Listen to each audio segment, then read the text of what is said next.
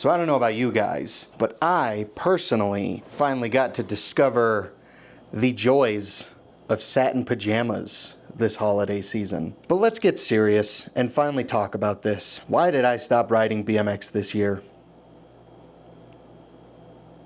I just needed a break from riding. That's the simplest answer I can give you. I'm not gonna make you guys wait till the last 2 seconds of this video for the underwhelming reveal. I needed a break, and I needed a big one. But why I needed that break deserves a bit more of an explanation, so without further ado, what is up, all you embarrassing end of the year erections? DenDenBMX here. And if you've only found my channel within the last year or so, you may be surprised to find out that the BMX part of my name actually used to be relevant. In fact, this was a BMX exclusive channel for a very, very long time. I started making BMX vlogs way back in 2016, but I started riding long before that. I got into freestyle BMX back when the world was supposed to end in 2012. And for the next 10 years after that, doing silly little tricks on a child-sized bicycle became a core part of my being. It was my entire personality. I spent countless hours on Dance Comp and Albies and Empire, looking at bikes and looking at parts, watching edits and bike checks and vlogs on Instagram, YouTube, Vital BMX, Ride BMX, The Come Up, Dig BMX. For a long time, I had this really autistic obsession with energy drink hats and helmets, and I was basically glued onto my BMX bike. It was a weird day if I didn't ride. Like, I didn't know what to do with myself if I wasn't riding. I'd be like a lost child in an IKEA. For the first couple of years, I never even went to the skate park. I just learned a bunch of hop tricks in my front yard. And somehow I got on Monster Army just by doing that. And I mean, that sounds cool, but really all I got out of it was some free merch and a gnarly addiction to Monster Energy. But eventually I did start riding skate parks and riding street and meeting all my riding friends. And after a couple years, I decided to finally start making YouTube videos. And from about 2016 to 2018, 2019, this channel was nothing but BMX content. Now, unfortunately, about a year ago, I had to delete a lot of my early BMX videos off of YouTube because I actually started getting channel strikes from us being so young in those early videos and sending ourselves and crashing and getting hurt and committing domestic terrorism.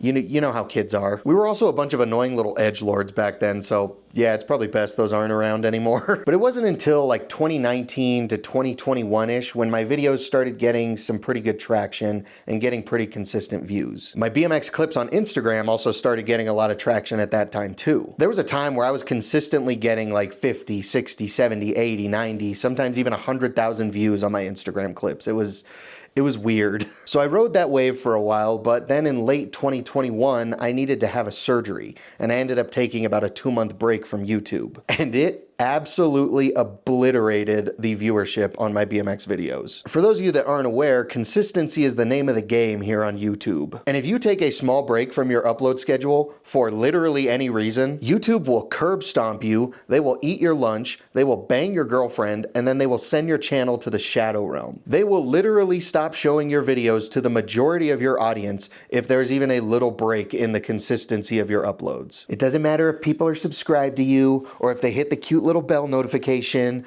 It's like you deleted your channel. It's fucking ruthless. And after I took that break, my long form BMX videos never recovered. The views plummeted, which really bummed me out because I'd spent like 5 or 6 years building up that audience, only for YouTube to go out of its way to not show that audience any more of my videos. Just because my dumbass needed to, you know, heal after being cut open and repaired. I'm sure a lot of my old subscribers think I stopped riding in like 2021 just because YouTube stopped showing them my videos. But when that happened, I think that's when my motivation for riding slowly started bleeding out. I think that was when it started. Now, I've always preached that I only ride for fun, and that you should only ride for fun, because BMX supposed to be fun. But I'm not gonna lie, at some point making BMX content started to become a pretty stressful thing. You see, when it comes to riding freestyle BMX, I'm what the cool kids like to call ass. Don't let my clips gaslight you like your ex did. I am not very good at riding. Not only was my bag of tricks almost smaller than Charlie Kirk's face, I could never land my tricks consistently. I was fighting for my life to get my goofy little tricks. Every time. I don't know if you guys ever noticed this, but in my BMX vlogs, I would always focus a lot more on my friends riding, and I'd only have a couple clips of my riding in there. And that's because I would spend hours struggling to land my stupid little tricks. It was never not a fight, and I think that's largely because of my OCD and my predisposition to overthink Literally everything. And I always felt like the shittest dick making my friends stand there and film me for hours while I struggled to get the nerve to throw a bar spin or land an easy 180. It's embarrassing thinking back on it. But back when my views began growing like they had started using hymns, I knew that I had to become more consistent with my uploads on YouTube and on Instagram. And that consistency has to be pretty regularly. Like optimally, you'd upload every day, but what I would do is I would upload every other day. So it eventually became really stressful making sure I had enough riding clips to upload consistently. And of course that stress I put on myself only made it even harder for me to get my shag-ass clips. And because of that, I started getting really frustrated while I was riding pretty regularly, and I would take it out on myself and I would kind of verbally abuse myself. Because it's not like I was doing mind-blowing, insanely difficult or dangerous tricks. I was getting like a foot off the ground most of the time, and I was struggling to do just like really basic shit. So once I took that break and my views took a toaster bath, I really started to question why I was putting myself through that much stress and kind of ruining the fun of riding. But even though my views dropped on YouTube, my views on Instagram were still doing really good, so I kept at it for a little while longer, because I'm a slut. That is until Instagram randomly decided to stop paying its creators one day, and shortly after that my views flatlined on there too. I'm sure that was a total coincidence. And after my views also started dropping on Instagram, that really started taking a toll on my mental health, and that sounds kind of sad saying it out loud, but I mean, it's the truth. Like I mentioned a second ago, I have this thing called obsessive compulsive disorder, and it got really, really bad and really out of control in 2022. My anxiety went through the roof. I started getting panic attacks for the first time, and I would get them like every single day. I started getting really depressed too. It was tight. And I never really thought about it, but that stress that I put on myself to consistently make BMX content definitely had something to do with that. I know it wasn't the root cause, but it definitely didn't help. But around 2022, 2023 was when my BMX videos started becoming more and more scarce. I stopped driving myself bonkers trying to consistently get BMX clips. I stopped posting on Instagram altogether because Meta is dog shit. They could not give less of a fuck about their creators. And I started focusing more on balisong and guitar videos because that's what was getting views. And honestly, I was having a lot more fun making those kinds of videos. And around this time, my friends had also stopped riding as much. Well, everyone except Freddie. He is a lean, mean, Polish BMX machine, and I wish I had a third of that man's energy. But also the BMX scene as a whole had really started slowing down since the pandemic. Like, don't get me wrong, it hurts to say it, but like, if we're being real, you could really feel the hype in the BMX world was starting to fizzle out. And shortly after I had made my 2024 bike build video last year, I finally sat down and asked myself, do I really still have fun riding? And the answer was not really.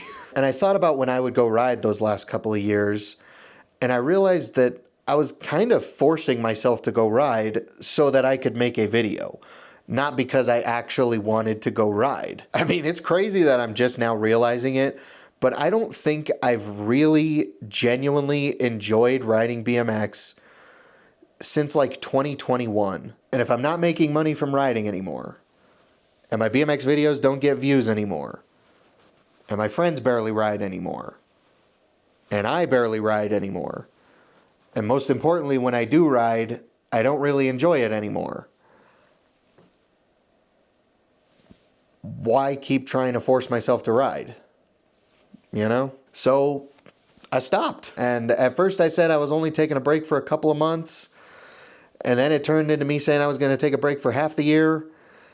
And then it turned into me saying I was going to take the year off and see how I felt after that, which brings us to today. It has been a full calendar year since the last time I filmed myself doing tricks on my BMX bike. And I still don't really know if I actually want to start riding again. Boy, do I feel like that kid's dad from Angels in the Outfield. I know I will ride again at some point because I still get that itch every now and then. And I'm not gonna lie, I can't really imagine myself going back to consistently making BMX vlogs. When I do go ride again, it's gonna be a really impromptu, impulsive thing. Like I'm just gonna wake up one day and be like, I'm gonna go ride. And I will probably film, but actually having fun riding is gonna be my main goal. Now I'm still gonna regularly upload BMX shorts. I have a large surplus of BMX clips, so those aren't going anywhere anytime soon. And I still have ideas for BMX videos that I may or may not get around to making this year. It's all gonna depend on how I actually feel, what's going on with my uploads, and what's going on with the BMX world. I just figured it was finally time I let you guys know why I stopped riding. I'm sorry if this feels like a cold splash of water right on the perineum, but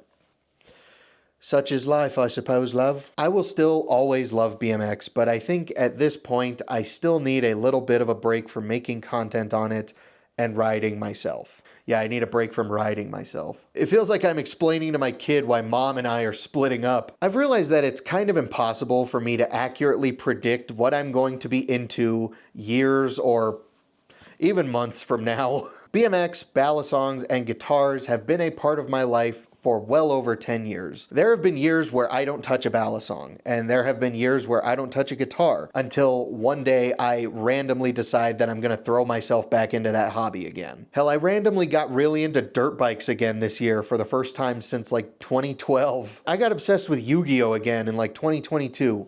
None of it makes sense. Thanks to the obsessive part of my obsessive compulsive disorder, I will randomly get into phases where I am obsessed with something. And those phases have proven that they can last anywhere from a few months to 10 years. And ever since I started riding freestyle BMX in 2012, I had never really taken a break or stopped riding until I stopped this year. I had ridden almost every single day for so long. And at some point, it just didn't hit the same anymore. And I don't know when I'm gonna start riding again, but based off my history, I'm almost positive I will start again at some point. What's the moral of this story? I don't know. I guess it's that you should really only do something if you genuinely enjoy doing it.